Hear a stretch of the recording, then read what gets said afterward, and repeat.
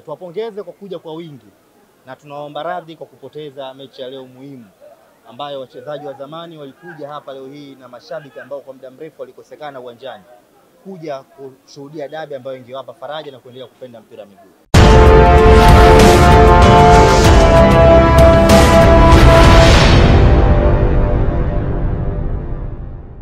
Ni muendelezo wa ligi kuu ya Zanzibar PBZ Premier League ambapo katika kiwanja hichi cha leo kulikuwa na dabi ya mjini iliyokwenda kumkutanisha timu ya Malindi dhidi ya timu ya Mlandege FC. Malindi katika mchezo huu wa leo haikuwa riksi kwake na kuweza kupoteza kwa kibao cha 3-0 dhidi ya timu ya Mlandege FC.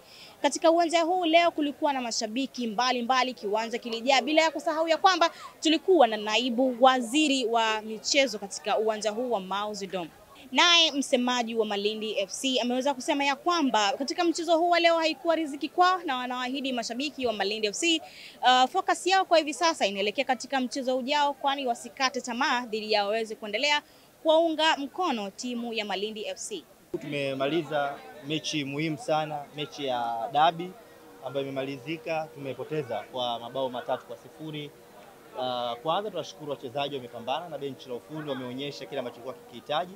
Lakini kwa pekee tuwashukuru na wakati huo tuwaombe radhi mashabiki wa Malindi Sports Club. Tuwapongeze kwa kuja kwa wingi na tunaomba radhi kwa kupoteza mechi ya leo muhimu ambayo wachezaji wa zamani walikuja hapa leo hii na mashabiki ambao kwa muda mrefu walikosekana uwanjani kuja kushuhudia dabi ambayo ingewapa faraja na kuendelea kupenda mpira wa miguu.